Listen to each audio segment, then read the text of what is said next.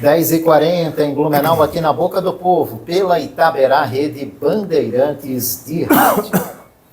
Agora para falar sobre as novidades na movimentação política neste ano eleitoral com o jornalista, analista político do portal Informe Blumenau, Alexandre Gonçalves. Bom dia, Alexandre. Obrigado mais uma vez pela participação. Bom dia, Jorge. Bom dia aos teus ouvintes. É sempre bom começar a semana conversando com vocês. Eu que agradeço. Bom, o que temos de novidade nessas últimas semanas, né, dessa movimentação política, principalmente nos bastidores, né, que é o que a gente acompanha mais a fundo nesse momento? Pois é, Jorge, a fase é de banho-maria, como a gente chama. Tem muita conversa de bastidor, mas poucas definições aconteceram desde a nossa última conversa. Talvez a definição mais importante foi um não.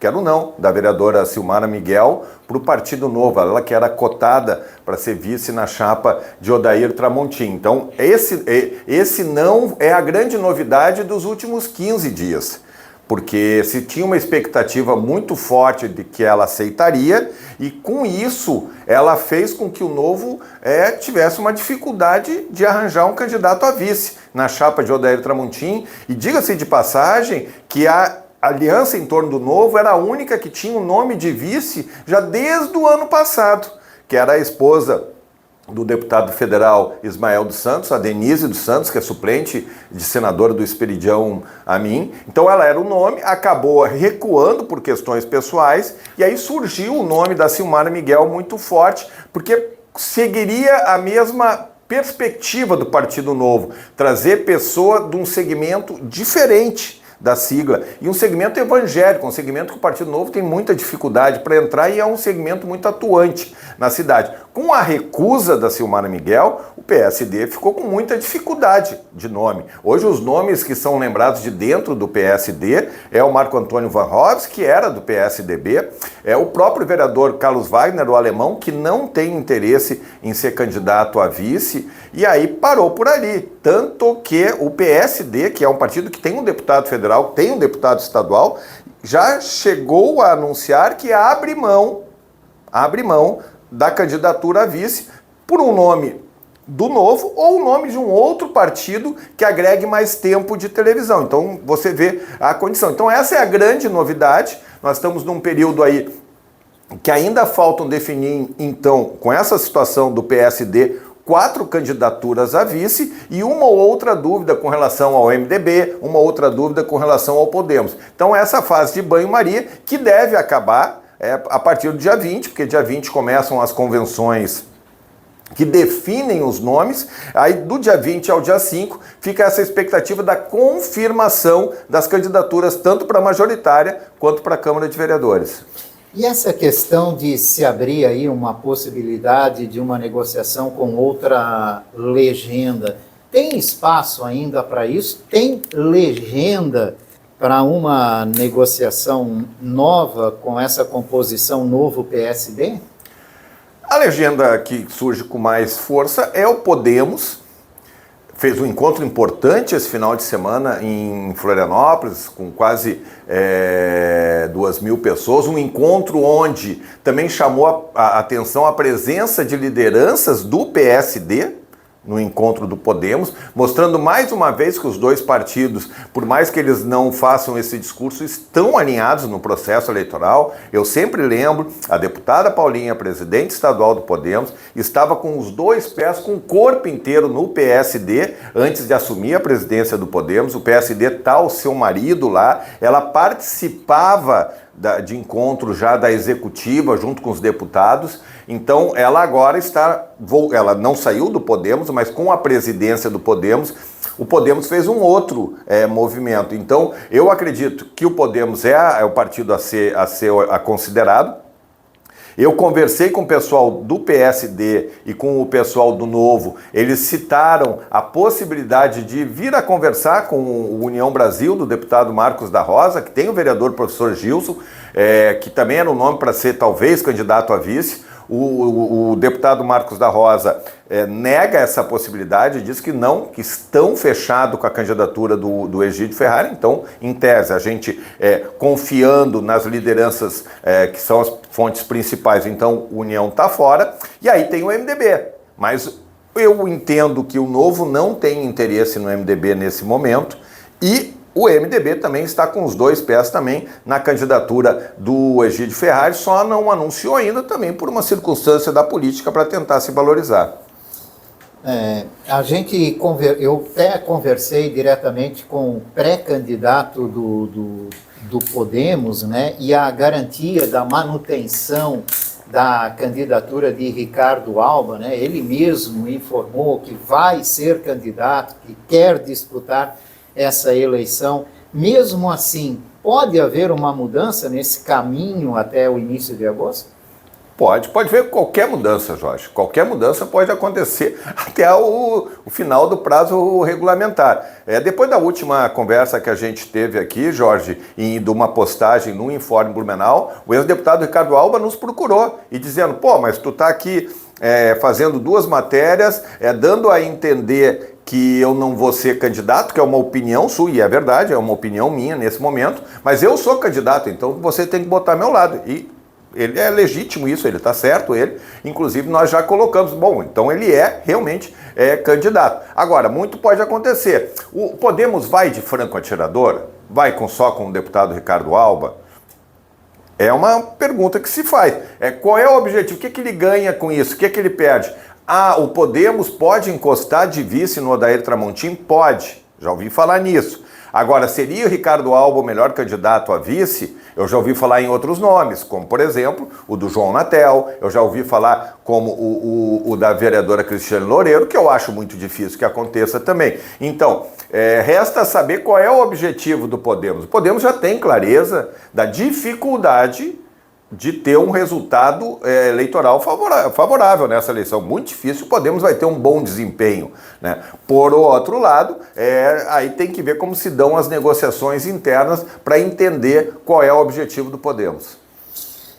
E saiu um comentário, principalmente depois da negativa da vereadora Silmara de serviço do Odair Tramontim, de uma possível saída do PSD dessa coligação com o Novo. Não sei se você também chegou a ouvir isso, né? Mas foi muito comentado nos bastidores esta possibilidade. Porque a especulação vem ao natural, no momento que o partido não sinaliza que pode não anunciar o vice, há uma expectativa que talvez outras coisas possam acontecer. Mas na conversa que eu tive com o comando do PSD, e na conversa que esse comando teve com o promotor Odair Tramontim, com o presidente do Novo, ao comunicar que a Silmara não seria candidata, o deputado federal Ismael dos Santos reforçou com todas as palavras: nós estamos juntos, sinalizando, confirmando uma aliança que é uma aliança estadual, não é uma aliança local. E lembrando também que lá em Joinville o PSD fechou primeiro com o Novo lá, e lá em Joinville o Novo vai em chapa pura. O deputado federal Ismael dos Santos fez questão de me lembrar isso. Então, eu ouvi falar, mas qual é o nosso papel como jornalista? É ouvir com as fontes, ouvir os envolvidos. E ouvindo os envolvidos, eles garantiram que isso não vai acontecer. Que é provável que o PSD abra mão de ser da candidatura a vice, mas ele não vai abandonar o barco. É isso que está posto nesse momento. E o MDB, Alexandre? E o MDB? Essa é uma grande pergunta. O MDB sempre esteve atrelado ao projeto do Mário Hildebrand, que hoje é o projeto do PL, que é o projeto do Egídio Ferrari. Por que o MDB ainda não bateu o martelo e não anunciou? Realmente eu não tenho muita clareza. Num primeiro momento, naquela semana que todas as siglas anunciaram, houve um problema pessoal do presidente do MDB aqui na cidade, que pegou dengue, então houve uma dificuldade, mas a gente imaginava que logo em seguida isso fechasse. O MDB não tem uma expectativa de emplacar um nome a vice. Não tem essa expectativa. O MDB tem uma nominata de vereadores construída basicamente com nomes ligados ao ex-prefeito Mário Hildebrand, secretários municipais, ex-assessores e uma nominata competitiva. Então está muito claro que é ali, junto com aqueles 7, 8 partidos que estão no entorno do PL, que o MDB deve ficar. Agora, por que não anuncia? Porque tenta ainda se cacifar e tal. Eu repito o que eu falei agora há pouco, muito dificilmente o MDB fecha com o Novo. Primeiro que o Novo não receberia um partido aliado do jeito que está com o governo Lula. Tá certo que o PSD também é aliado ao governo Lula e está com o Novo, mas o pessoal do PSD, principalmente de Santa Catarina, guarda muito reservas nessas parcerias. O MDB não. O Carlos Chiodini, o Valdir Cobalcini, o Mauro de Nadal, onde eles podem, eles enaltecem o governo do PT. Já é diferente do PSD. Então, para o Novo não serve esse discurso. Seria uma contradição tamanho de um bonde. E por que o MDB ia se atirar nesse projeto, se tem um projeto que, em tese, é mais consistente e onde estão os pares de sempre? Então, a gente imagina que o MDB só está tentando se cacifar e tem que resolver nos próximos dias. Essa composição toda, a gente fala muito aqui do Executivo, sempre é bom lembrar o Legislativo também, né? Uma eleição muito importante e difícil também, para quem quer ser vereador ou se reeleger vereador. Toda essa composição de majoritária reflete como numa campanha para o Legislativo? É importante principalmente para as nominatas dos candidatos que estão na cabeça de chapa. Porque tu ter um 22 na majoritária, com a exposição que uma candidatura majoritária tem, ela gera um recall muito importante na hora do eleitor escolher o vereador do partido que está ali. Então, nessa perspectiva é muito importante. Então, só dando um exemplo, quando se especulava que a vice Maria Regina poderia ser candidata a prefeita, havia uma avaliação que o PSDB, junto com a Federação, podiam fazer 3. Agora, sem o 45 na chapa, ali na cabeça de urna, o pessoal já acha que é 2. Porque é isso. Às vezes a pessoa não tem o nome do vereador, mas está muito claro o partido que ele quer votar. Em especial o PL, por conta da ligação com o ex-presidente Jair Bolsonaro. Então, tem sim uma ligação direta. O Partido Novo, que deve ter sim um bom desempenho, deve garantir 2 vereadores novamente, é essa a expectativa. Dependendo do desempenho do candidato Odair Tramontim, isso pode subir, difícil, mas pode subir, né? Então, obviamente, se tu tens um candidato para fazer propaganda nos espaços que tem, televisão, rádio, rede social, e martelando bastante o número, é uma vantagem tanto. A gente está vendo os candidatos se mobilizando mais em redes sociais, né? Que é o que pode, né, Jorge? É o que pode nesse momento, né? Até a gente vai falar um pouquinho sobre essa questão de calendário e as obrigações também. E muita gente buscando, por exemplo, o atrativo do Bolsonaro. É o caso, por exemplo, do deputado Egídio Ferrari, né? Que acompanha cada vinda do ex-presidente aqui a Santa Catarina.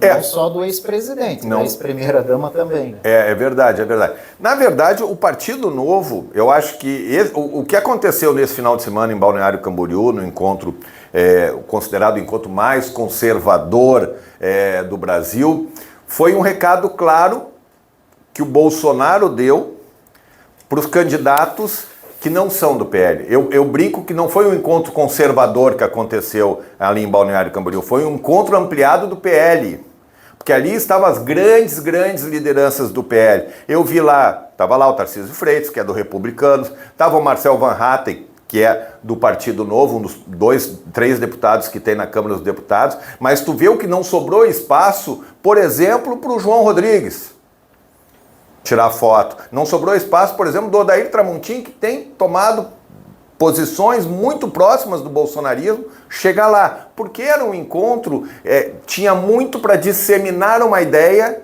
e associar ela a um partido e a um número. Foi isso que aconteceu lá. E continua essa tentativa de colar no bolsonarismo e colar no conservadorismo, porque eles sabem que isso é muito importante para a definição dos votos. Então a gente percebe aqui em Blumenau, e pega as cidades da região e pega muito outras cidades de Santa Catarina, mas ficando só na região, todo mundo querendo colar, tirar uma casquinha com o ex-presidente Jair Bolsonaro. Então, quanto é que isso vai reverter de votos? É uma dúvida. Agora, é lamentável que a gente esteja muito mais preocupado em colar a imagem com uma pessoa do que colar a imagem com propostas. Porque é importante dizer, a gente está escolhendo o gestor para a nossa cidade, o vereador para a nossa cidade, que tem muito pouco a ver com as pautas que são discutidas pelo ex-presidente Bolsonaro e no plano nacional. Nós não estamos discutindo família, nós não estamos discutindo aborto, nós não estamos discutindo ideologia, não é isso que está discutindo. A gente está discutindo quem é que vai resolver os problemas cotidianos da cidade. Mas a gente percebe que, inclusive, as lideranças políticas também fazem questão de priorizar esses discursos em detrimento de pautas que a gente quer entender como é que a cidade vai funcionar melhor no próximo mandato. Até agora a gente só falou do lado mais centro-direita, né? E a esquerda? Pois é, a esquerda é interessante, porque todos esses partidos do campo da direita, em especial o Novo e o PL, o sonho deles é ter a esquerda, como, em especial o PT, a deputada federal Ana Paula Lima, como adversário no segundo turno.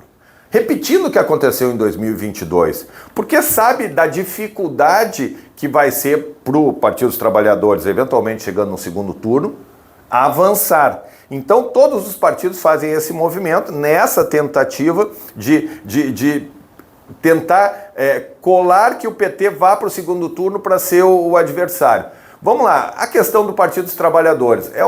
Ele aparece bem em todos os levantamentos internos que eu já tive acesso. É muito, muito engraçado isso, porque os levantamentos apontam um na frente, o outro na frente, e sempre a Ana ali numa boa posição, que é mais ou menos o que se espera. Se vai se confirmar, são outros 500. E aí também tem uma coisa muito interessante, Jorge, que a deputada federal Ana Paula Lima ainda não começou a fazer campanha e nem sei qual é o nível da campanha que ela vai fazer. Porque ela é deputada federal, ela é vice-líder do governo. Ela não queria entrar nessa campanha, ela está cumprindo uma missão nesse momento. Então, falta o PT botar o seu time na rua ainda, e aí tem que ver como é que vai ser, que linha de campanha que vão adotar. Então, a esquerda, o pessoal eu acredito que não faça verão, o pessoal vai cumprir a missão que o pessoal entende ser importante, discutir pautas que não são recorrentes em campanha eleitoral, e o PT sim está se construindo. Bom, quer dizer então que você acha que o PT vai para o segundo turno? Eu, Alexandre Gonçalves, pessoalmente acho que não. Acho que não, mas muitas pessoas que eu converso, que eu respeito, que entendem um pouco de política, acham que isso pode acontecer. Pode ser uma surpresa, uma reviravolta nos últimos desempenhos eleitorais do PT nas disputas municipais, que em 2016 e 2020 foi muito feio. Agora sim, pode acontecer nesse debate. Hoje eu não acredito, mas de qualquer jeito, independente se acontecer ou não, eu acredito que sim, a deputada federal Ana Paula Lima vai ter um desempenho bem melhor do Partido dos Trabalhadores na relação às duas últimas eleições aqui em Blumenau. Calendário eleitoral, Alexandre, que momento que nós estamos vivendo agora, né?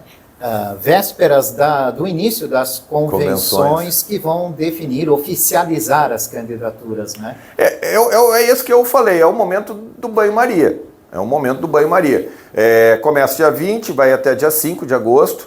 Dia 22, segunda-feira, tem a convenção do PL.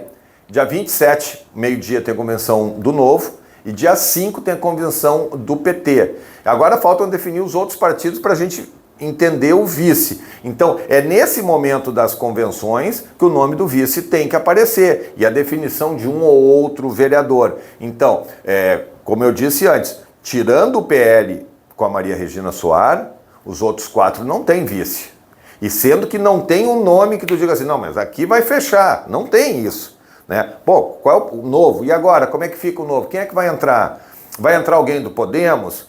Vai entrar alguém do Novo mesmo? Quem do Novo que vai entrar? Quem é o nome que está ali à mão? Ou do próprio PSD, vamos cavar uma... Né? Então, o PT continua trabalhando com 2 nomes, do Léo Bittencourt, que está afiliado ao PSB, uma pessoa ligada ao sindicalismo, assessor jurídico do Sindetranscol, e o Rafael, que é um empresário ligado ao Partido dos Trabalhadores, que hoje está no Solidariedade. Com todo respeito a eles, pouca densidade de votos. Não sei que ponto agregam, mas, por outro lado, cumprem uma estratégia do Partido dos Trabalhadores. O PSOL, né? O PSOL provavelmente vai vir com o Giovanni Seibel de vice da Rosane Magalhães. Então, esses nomes precisam ser confirmados, tabulados, e é isso que a gente está vivendo nesse momento, para depois sim homologar os nomes junto ao TRE e aí começar a campanha eleitoral de fato. A convenção do Podemos e MDB chamam a atenção, né? A convenção do Podemos e MDB chama a atenção e elas já devem vir, quando marcadas, com o cardápio pronto, certamente isso. Mas a gente já viu isso, né, Jorge, do cardápio ser servido e depois o que apresenta lá para a Justiça Eleitoral é outro. Mas realmente, são 2 siglas que a gente precisa estar atento com relação à convenção. E ver se eventualmente pode desgarrar alguma sigla para ir para o Partido Novo, que eu acho muito difícil. Tá certo. Alexandre Gonçalves, obrigado pela sua participação mais uma vez. Jorge Tais, eu que agradeço. Uma grande semana a todos nós. Eu conversei com o jornalista e